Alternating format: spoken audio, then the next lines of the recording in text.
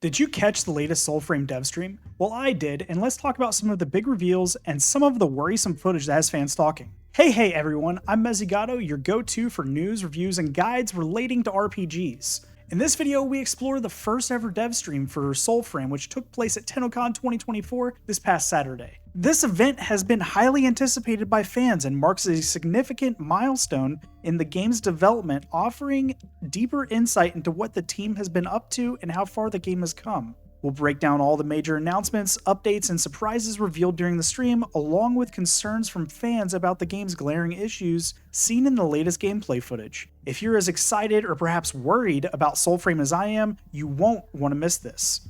Soulframe was first announced in 2022 at TennoCon, and many people have been eagerly waiting to hear about a planned release window. Unfortunately, that date wasn't announced, and from the gameplay footage it seems to be for a really good reason. There's still a lot of work to be done, but the potential of this game is undeniable. For those of you new to Soulframe, it's a game that has been generating a lot of buzz due to its unique approach to storytelling and gameplay. Developed by Digital Extremes, the creators behind the hit title Warframe, Soulframe promises a rich, immersive world where players can explore, battle, and uncover deep lore. The Devstream kicked off with the devs sharing insights into the project's origins, emphasizing that the main themes are redemption and restoration, drawing major inspiration from the beloved film Princess Mononoke. They reiterated that while Soulframe was named after the Souls genre, it's designed to be more accessible and less punishing. Additionally, they clarified that the game isn't fully medieval fantasy, but rather alien fantasy with a characteristic twist that DE is known for. This unique approach became more clear when the gameplay video was shown, revealing the blend of familiar and alien elements.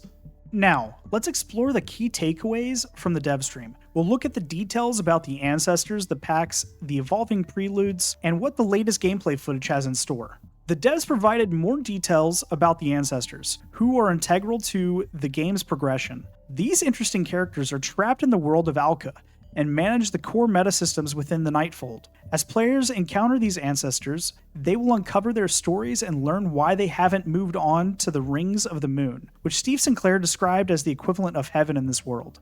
Next, the devs touched on the packs, which are essentially the classes of the game. Players will unlock these packs by defeating Omen Beast and the Ode, the game's bosses. This progression system adds an exciting challenge as players strive to unlock new abilities and classes. The devs also shared how the game has evolved since the launch of Preludes, with improvements such as added dungeon exits, mission complete feedback summaries, time of day changes, and loot summaries.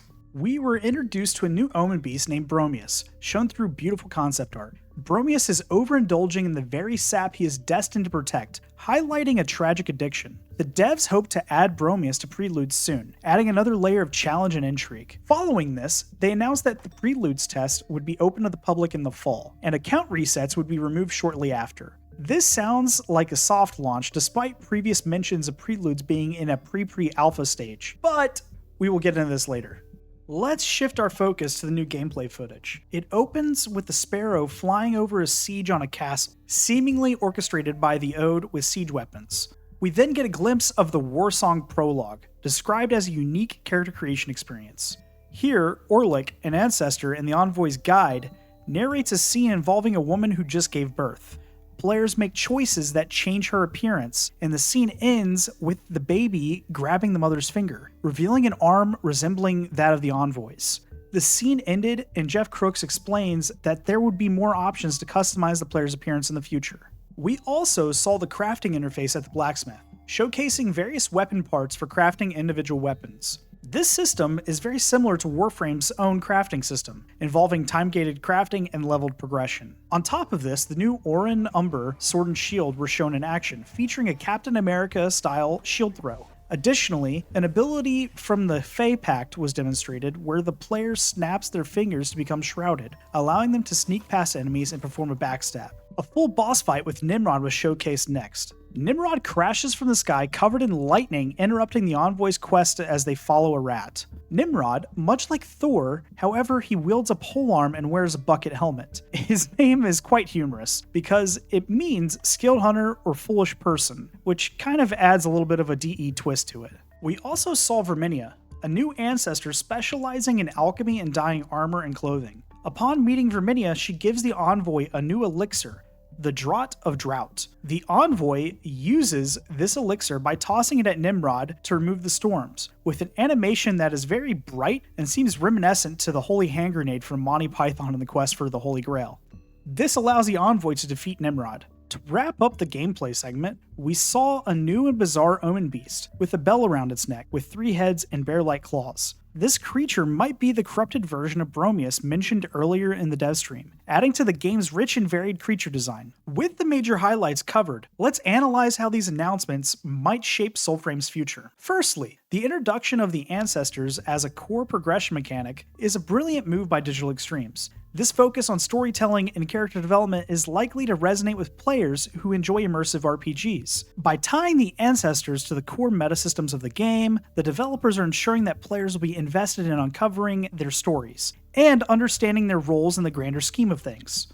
The explanation of packs as the game's class system is another exciting development. By obtaining packs through defeating Omen Beast and the Ode, players are given clear goals and challenges that encourage exploration and combat. This system also suggests a level of customization and variety in playstyle, which is always a welcoming feature in MMORPGs. It will be interesting to see how diverse these packs are and what unique abilities they bring to the table. The changes implemented in the Preludes phase, such as dungeon exits, mission feedback, and time of day changes, shows that Digital Extremes is actively listening to community feedback and making necessary adjustments. This iterative development approach is similar to what made Warframe successful, which also bodes well for the future of Soulframe. It ensures that the game will continue to evolve based on player input, creating a more refined and enjoyable experience. The reveal of new characters and enemies like Verminia and Bromius adds to the game's richness. Verminia's role in alchemy and armor dyeing introduces another layer of customization and crafting, which is always a fan favorite in RPGs. Bromius, with his tragic addiction to the tree sap he guards, adds a layer of complexity and moral ambiguity to the game's narrative, which can make the game more compelling and emotionally engaging story. These elements suggest that Soulframe will not shy away from tackling darker and more mature themes, which can make for a more compelling and emotionally engaging story. With that said, it's worth noting the concerns raised by the community regarding the state of the gameplay footage.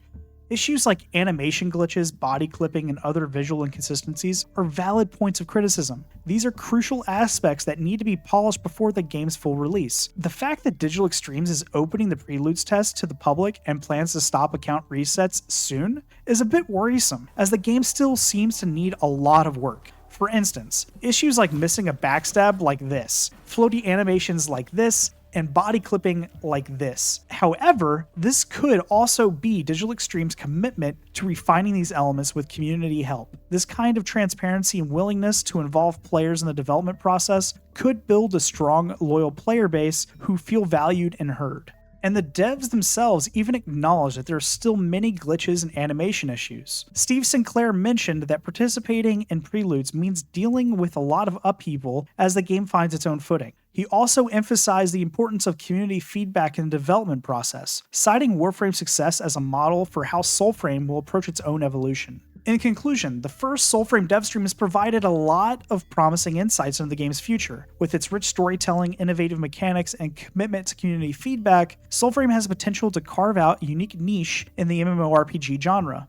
While there are still areas that need improvement, the foundations laid out by Digital Extremes look solid, as long as they continue to refine and listen to their community. Soulframe could indeed become a standout title in the world of RPGs. Also, let me know in the comments what you think about the latest Devstream. Are you excited about the game's potential, or do you have concerns? I'd love to hear your thoughts. If you enjoyed this breakdown and want to stay updated on all things Soulframe, make sure to hit that like button, subscribe to the channel, and ring the bell for notifications so you don't miss any future updates. Thanks for watching, and I'll see you in the next video.